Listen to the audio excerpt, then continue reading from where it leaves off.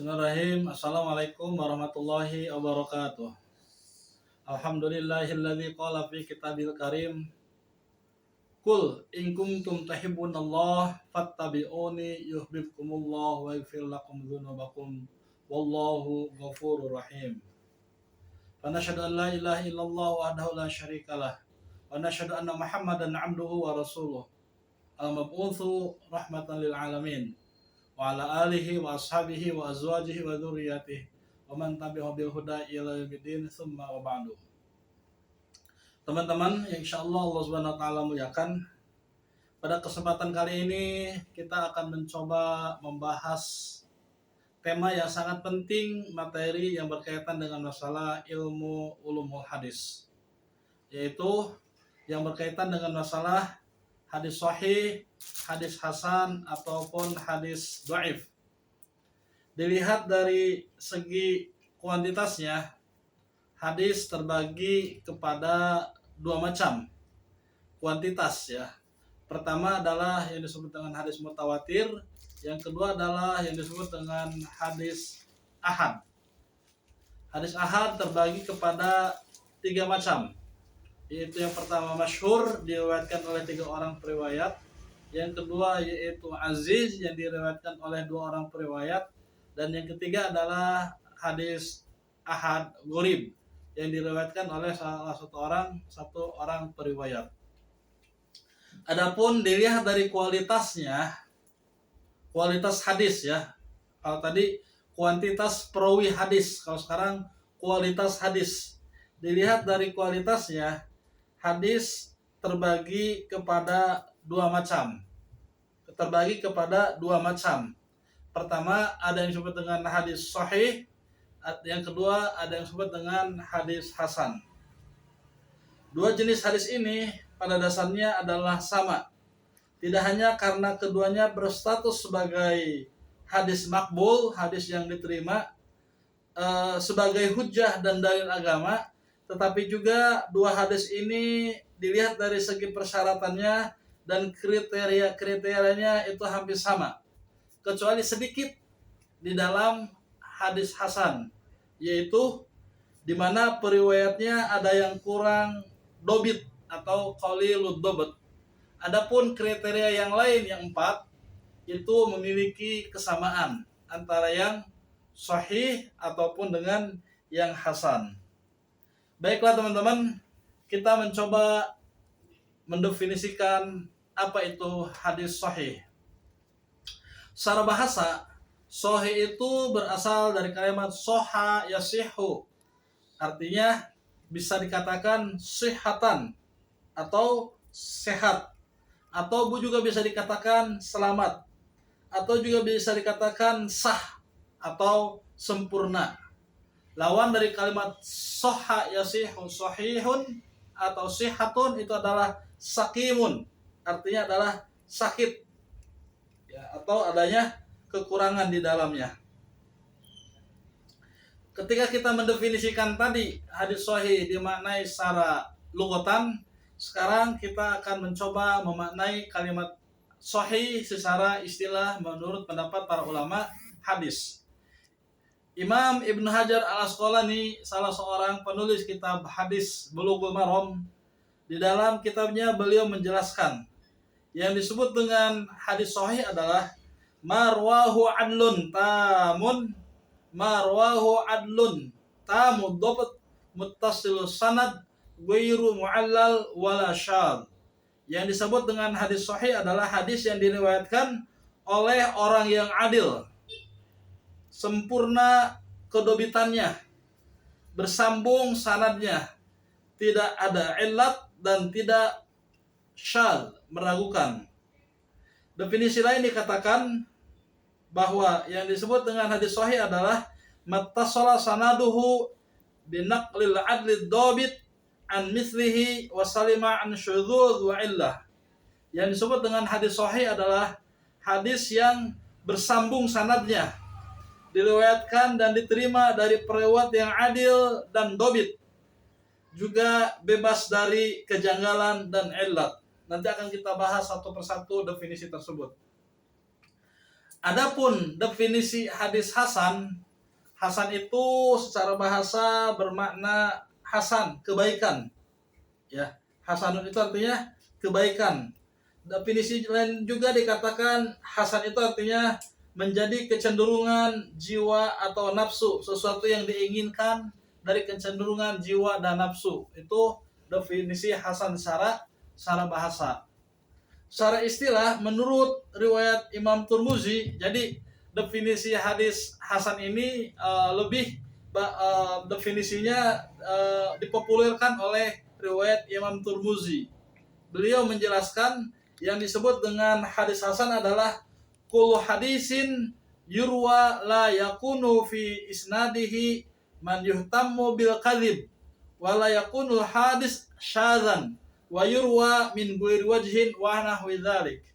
Yang disebut dengan hadis hasan adalah tiap-tiap hadis yang pada sanadnya tidak terdapat riwayat yang terdapat dusta, tertuduh, tidak terdapat kejanggalan, dan diriwayatkan pula melalui jalan yang lain. Ini menurut riwayat Imam Turmuzi ketika mendefinisikan tentang hadis hasan.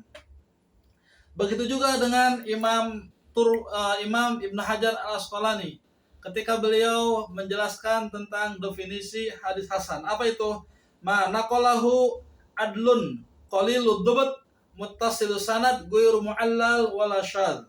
Jadi ada di situ kalimat qalilud dubat, artinya periwayat tersebut sedikit kurang dobitnya gitu. Kalau di dalam hadis sahih tadi dobitnya itu dobitur ruwat, artinya memiliki hafalan yang sangat kuat itu. Sedangkan di dalam hadis hasan memiliki kelemahan di dalam hafalan. Dengan demikian hadis hasan pada dasarnya adalah hadis musnad, artinya hadis tersebut bersambung kepada Nabi SAW, diriwayatkan oleh periwayat yang adil, tidak mengandung syadz dan illat. Tetapi di antara periwayatnya dalam sanad tersebut ada yang kurang dobit, maka dikatakan sebagai hadis hasan. Begitu juga dengan hadis hasan, di antaranya salah seorang periwayatan ada yang kurang dobit, sedangkan pada hadis sahih seluruh periwayatnya itu harus dobit. Oleh karenanya ada beberapa kriteria yang dikatakan sebagai hadis sahih. Ada 5 kriteria suatu hadis itu dikatakan sebagai hadis sahih. Pertama adalah yang disebut dengan hadis sahih itu syaratnya ittisalus sanad. Apa itu ittisalus sanad? Adalah memiliki ketersambungan dalam sanadnya. Hadis ini disebut dengan hadis sahih karena dikatakan memiliki ketersambungan sanadnya adalah tiap-tiap riwayat dalam sanad hadis menerima riwayat hadis dari periwayat yang terdekat sebelumnya. Keadaan itu berlangsung demikian sampai akhir sanad hadis tersebut. Ya, ini yang perlu kita jelaskan, bahwa hadis yang sanadnya bersambung atau yang disebut dengan ittisalus sanad di kalangan ulama hadis dimaknai dengan sebutan menurut Al-Khatib Al-Baghdadi disebut dengan hadis musnad. Yang disebut dengan ittisalus sanad menurut sebagian riwayat ada 2 definisi. Pertama adalah ittisalus sanad itu disebut dengan hadis musnad, yang kedua adalah hadis yang muttasil. Ya, jadi ittisalus sanad itu bisa dikatakan hadis yang musnad, yang kedua adalah hadis yang muttasil. Apa yang disebut dengan hadis musnad? Menurut Ibnu Al-Bar dikatakan hadis yang musnad adalah hadis yang disandarkan kepada Nabi SAW. Sanad hadis musnad ada yang bersambung atau muttasil, dan ada pula yang terputus atau munqati. Pendapat ini menurut sebagian ulama diikuti oleh riwayat-riwayat yang lain, bahwa menurut kebanyakan ulama hadis musnad pasti marfu sampai kepada Rasul SAW dan bersambung sanadnya. Sedangkan hadis marfu belum tentu hadis musnad. Hadis marfu dapat disebut sebagai hadis musnad bila seluruh rangkaian sanadnya bersambung, tiada yang terputus sejak awal sampai akhir, bersambung kepada Rasulullah SAW. Berkaitan dengan kesambungan sanad ini dikenal pula istilah tadi, muttasil. Tadi ada disebut dengan istilah hadis musnad, yang kedua disebut dengan istilah hadis muttasil ya. Menurut Ibnu Shalah atau menurut Imam An-Nawawi juga dikatakan yang disebut dengan muttasil adalah hadis yang bersambung sanadnya. Baik persambungan itu sampai kepada Nabi maupun hanya sampai kepada sahabat Nabi Shallallahu alaihi wasallam. Disebutkan bahwa hadis muttasil ada yang marfu atau disandarkan kepada Nabi. Ada pula yang mauquf, yaitu yang disandarkan kepada para sahabat. Ada pula yang maqtu, yaitu yang disandarkan kepada para tabi'in. Jika dibandingkan dengan hadis musnad, maka dapat dinyatakan bahwa hadis musnad pasti muttasil. Namun, tidak semua hadis muttasil itu adalah hadis musnad. Karena tadi memiliki perbedaan makna, walaupun memang istilah ittisalus sanad itu dikatakan hadis musnad atau dikatakan juga hadis yang muttasil. Untuk mengetahui ketersambungan antara hadis satu dengan hadis yang lainnya atau antara riwayat satu dengan riwayat yang lainnya, itu ada beberapa kriteria yang harus ditempuh. Pertama adalah mencatat semua nama periwayat dalam sanad yang diteliti. Jadi mencatat semua nama periwayat dalam sanad yang diteliti. Misalkan riwayat dari Imam Bukhari, itu semuanya dicatat dari Imam Bukhari terus kepada gurunya, kepada gurunya, kepada gurunya, kepada gurunya, sampai kepada riwayat tabi'in, sampai riwayat kepada sahabat Nabi SAW, sampai kepada Rasulullah SAW. Yang kedua, mempelajari sejarah hidup masing-masing periwayat yang dilakukan melalui kitab-kitab rijalul hadis, atau melalui kitab Tahzib wa Tahzib, atau melalui kitab Al-Kashf yang ditulis oleh Muhammad bin Ahmad Az-Zahabi. Hal itu dimaksudkan untuk apakah setiap periwayatan dalam sanad itu dikenal sebagai orang yang sikoh atau adil dan dobit, atau serta tidak suka melakukan tadlis, menyembunyikan kekurangan atau kesesatan.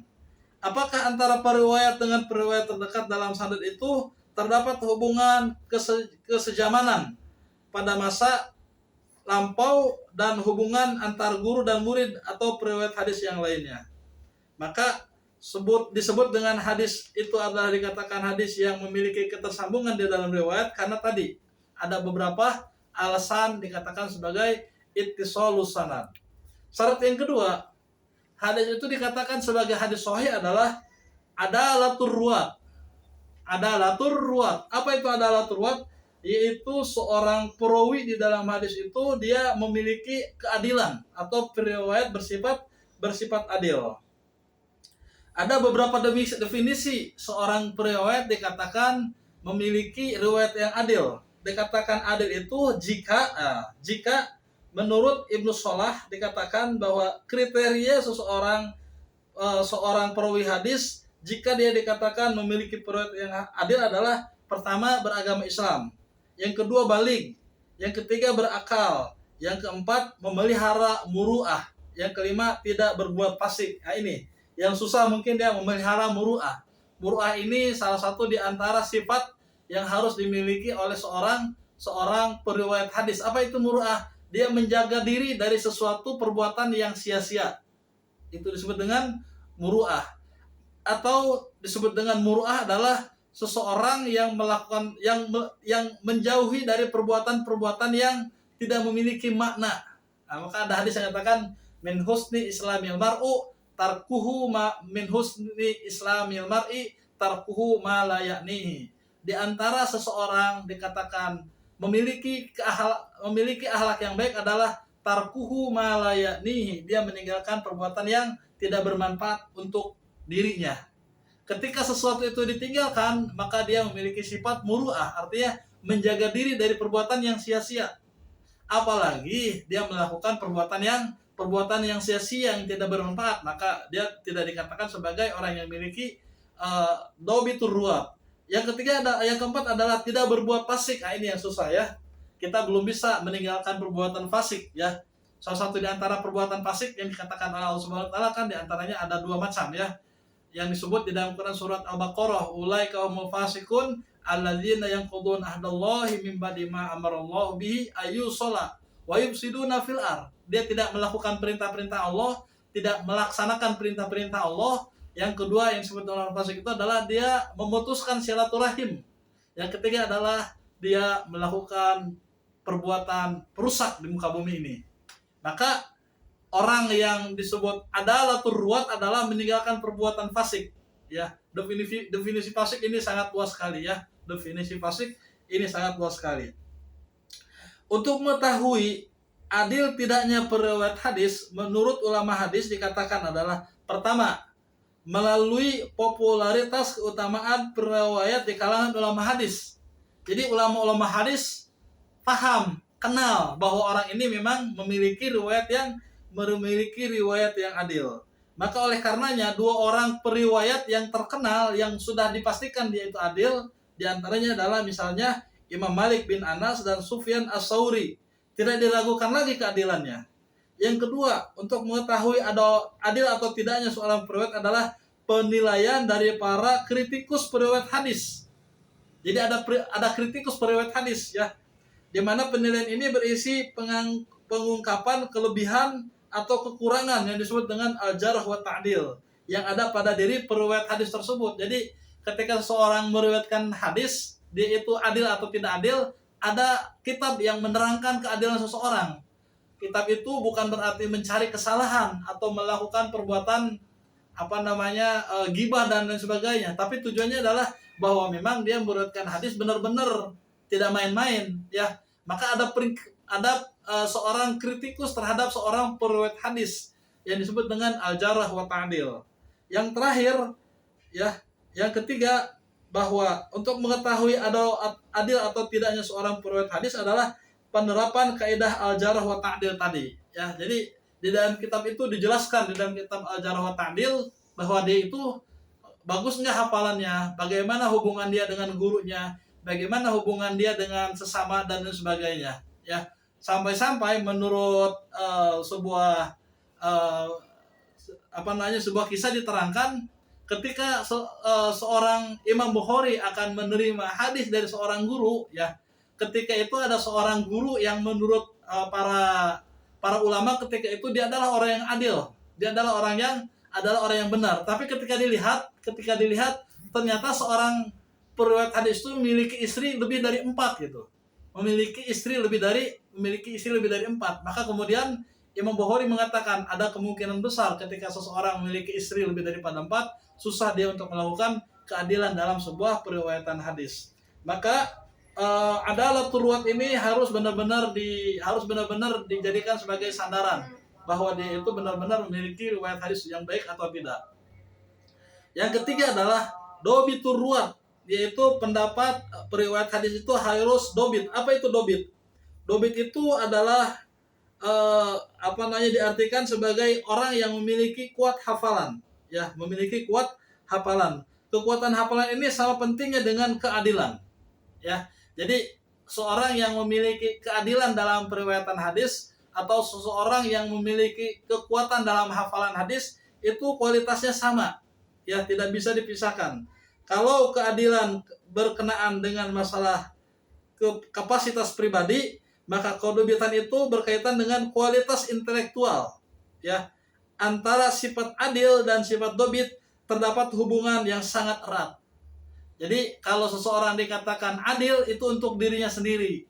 Seseorang memiliki kapasitas dobit itu adalah karena pemikirannya atau karena pikirannya, kuat atau tidak dia dalam hafalannya.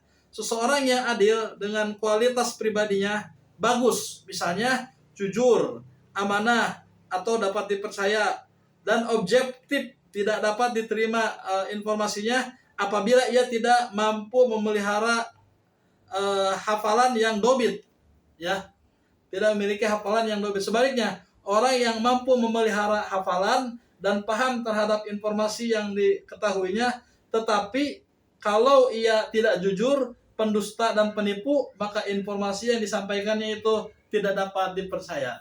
Maka adalatul ruwat itu sangat penting sekali. Kalau dobitur ruwat itu kriteria yang ketiga, itu harus bersamaan antara dobitur ruwat dengan adalatul ruwat. Ketika kedua-duanya bersanding, dia itu adalah turwat, dia itu adalah dobit turwat, maka hadisnya itu bisa diterima atau dikatakan sebagai hadis yang sahih. Ibnu Hajar Al-Asqalani menyatakan bahwa seseorang dikatakan dobit turwat adalah orang yang kuat hafalannya tentang apa yang telah dia dengar dan mampu menyampaikan hafalan itu kapan saja ketika dia menghendaki. Jadi ketika dia hafal, ketika kemudian dia disuruh untuk mengucapkan atau meminta untuk supaya apa yang dihafalkan itu diucapkan, dia tidak lagi mikir-mikir gitu. Tidak lagi maaf saya harus baca dulu, maaf saya harus melihat dulu. Tidak. Yang disebut dengan dobit turwat itu ketika dia ditanya langsung hafal, ketika ditanya langsung paham. Ya. Menurut Muhammad Az-Zahro, beliau berpendapat bahwa seseorang disebut dengan dobit adalah mampu mendengarkan pembicaraan sebagaimana seharusnya, memahami pembicaraan itu secara benar, kemudian menghafal dengan sungguh-sungguh dan berhasil hafalannya itu dengan sempurna, sehingga mampu menyampaikan hafalan itu kepada orang lain dengan baik. Ya, jadi ketika dia mendengarkan, kemudian dia menyimak, bukan hanya hafal, tapi juga dia mampu untuk mengungkapkan seperti apa yang diucapkan oleh gurunya. Bukan hanya dia mampu menghafalkan seperti apa yang diucapkan oleh gurunya, namun ada kriteria lain, dia itu adalah mampu menyampaikan hafalan tersebut dengan baik gitu.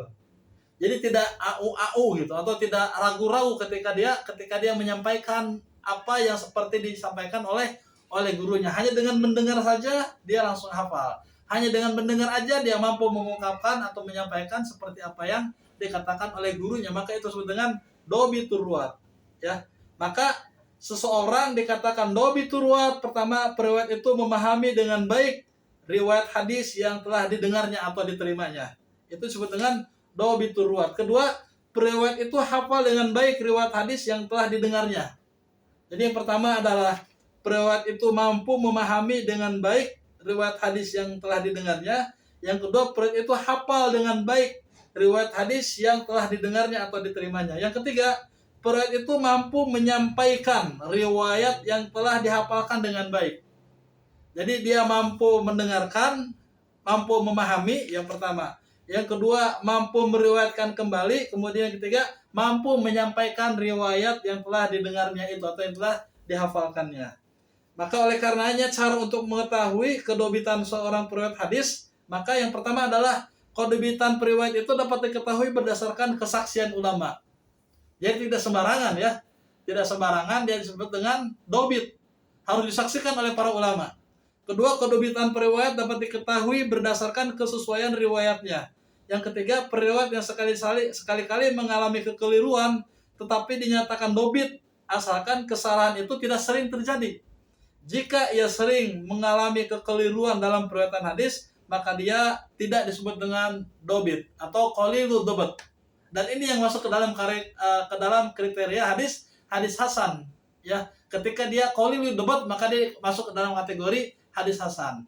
Sedangkan yang masuk kategori hadis sahih adalah tadi ya, dobitur ruwat, harus benar-benar periwayatan hadisnya itu benar dan bagus hafalannya. Ini ada sebuah kasus ya yang masyhur di kalangan para ulama hadis, yaitu tentang Imam Bukhari. Suatu ketika Imam Bukhari menuliskan sebuah hadis, kemudian dia dites oleh 10 orang ulama pada masa itu. Dites, diuji. Benar nggak sih Imam Bukhari ini memiliki dobitur ruwat, hafalan yang sangat kuat? Kemudian ketika Imam Bukhari dites, diuji, Imam Bukhari berada di depan, di tengah-tengah. Kemudian 10 orang itu bertanya kepada Imam Bukhari tentang satu hadis. Hadis ini riwayat siapa? Bagaimana sanadnya? Apakah ada yang meriwayatkan hadis itu orang yang memiliki kecacatan dan sebagainya? Penanya pertama ditanyakan kepada Imam Bukhari mengatakan la adri. Penanya kedua ditanyakan begitu juga seperti apa yang coba sebutkan hadis ini. Terdapat dalam riwayat siapa? Apakah di dalam riwayat tersebut ada kesesatan dan sebagainya?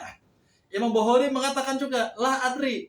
Sampai kepada 10 pertanyaan yang diajukan oleh para ulama, Imam Bukhari mengatakan la adri. Saya tidak tahu. Kemudian 10 orang ulama ini saling bertanya satu sama lain. Kenapa Imam Bukhari mengatakan la adri?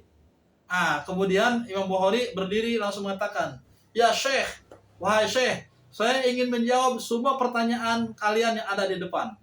Imam Bukhari pertanyaan yang pertama ditanyakan, dia menjawab semua riwayat hadis ini diriwayatkan oleh ini, sanadnya sampai kepada Rasulullah SAW. Di dalam riwayat tersebut ada salah seorang yang memiliki catatan di dalam kitab ini. Oh, sampai semua pertanyaan dari 10 pertanyaan itu tidak ada satupun yang tidak terjawab oleh Imam Bukhari. Maka disitulah Imam Bukhari dikenal sebagai orang yang memiliki dhabitur ruwat, memiliki hafalan yang kuat. Dari 10 pertanyaan yang ditanyakan oleh para ulama tersebut, tidak ada satupun yang terlewatkan dari pertanyaannya. Dan semua pertanyaan yang diucapkan oleh penanya tadi oleh ulama diulangi oleh Imam Bukhari dan tidak ada satupun pertanyaan itu yang terlewatkan. Hampir sama dan hampir persis pertanyaan yang ditanyakan oleh 10 orang ulama tersebut diucapkan kembali oleh Imam Bukhari. Maka tidak salah kalau Imam Bukhari kitab hadisnya itu adalah Shahihul Bukhari, ya, bukan Hasanul Bukhari tetapi Shahihul Bukhari. Kenapa? Karena kitab hadis yang diriwayatkan oleh Imam Bukhari memang memiliki dhabitur ruwat. Yang keempat adalah syarat hadis tersebut dikatakan sebagai hadis sahih adalah ada musyadz, yaitu tidak adanya kejanggalan atau keraguan, ya. Syadz secara bahasa berasal dari kalimat syadza yashudzu, yaitu kalimat asyadz, yaitu sesuatu yang menyendiri terpisah dari mayoritas. Menurut istilah ulama, yang disebut dengan syadz adalah hadis yang diriwayatkan oleh periwayat yang sikoh dan bertentangan dengan riwayat lain oleh periwayat yang lebih sikoh. Menurut Imam Syafi'i, suatu hadis dikatakan mengandung unsur syadz. Pertama, hadis itu memiliki lebih dari satu sanad. Yang kedua, para periwayat hadis itu seluruhnya sikoh. Yang ketiga, matan dan atau sanad hadis itu mengandung pertentangan. Kalau matan dan riwayat tersebut itu mengandung pertentangan, maka dia kemungkinan adanya keraguan di dalam periwayatan hadis tersebut. Maka oleh karenanya seseorang dikatakan ada musyadz, artinya ada kejanggalan di dalam diri seseorang, maka hadis syadz adalah hadis yang sanadnya hanya satu macam, baik periwayatnya bersifat sikoh maupun tidak. Apabila periwayatnya tidak sikoh, maka ditolak sebagai hujah. Sedangkan bila periwayatnya sikoh, maka hadis itu dibiarkan, tidak ditolak dan tidak dapat diterima sebagai hujjah. Oleh karenanya Ibnu Hajar al-Asqalani menyatakan bahwa hal ini berdasarkan karena di samping penerapannya tidak sulit, juga tidak jika berpendapat kepada ulama-ulama yang lain yang meriwayatkan hadis tersebut terhadap sikoh atau tidak sikohnya seseorang ketika meriwayatkan hadis, maka dia harus benar-benar memiliki kredibilitas yang baik. Yang ada musyadz tadi, tidak adanya keraguan ketika dia menyampaikan sebuah hadis, artinya meyakinkan gitu. Ketika dia menyampaikan hadis itu tidak terlihat bahwa dia itu kelihatannya dia itu kaget atau takut atau ada sesuatu yang menyebabkan kemudian berkurang kualitas periwayatan hadisnya gitu. Kenapa? Karena ada sesuatu yang mengandung unsur ketika ditanya oleh orang lain, kemudian dia sendiri merasa ragu dengan apa yang diucapkan di dalam periwayatan hadisnya itu gitu. Maka tidak boleh seorang periwayat hadis yang hadis itu adalah hadis sahih memiliki adab syadz, tidak boleh ada keraguan dalam periwayatannya. Dan yang terakhir, suatu hadis dikatakan sebagai hadis sahih adalah dia harus terhindar dari illat, adamul illah, ya. Jika dalam sebuah hadis terdapat cacat, nah illat itu artinya adanya kecacatan, ya. Kecacatan ini bukan kecacatan dalam diri fisik dan lain sebagainya, ya. Kata illat berarti cacat, kesalahan baca, penyakit dan keburukan. Menurut istilah ahli hadis, illat berarti sebab yang tersembunyi yang dapat merusak kesahihan hadis, ya. Artinya ketika dia meriwayatkan hadis, dia menyembunyikan kekurangan yang ada di dalam dirinya gitu. Ini yang disebut dengan adamul illah. Tidak boleh seorang periwayat hadis menyembunyikan sifat dirinya gitu, atau menyembunyikan watak dirinya, apalagi menyembunyikan kehafalannya gitu.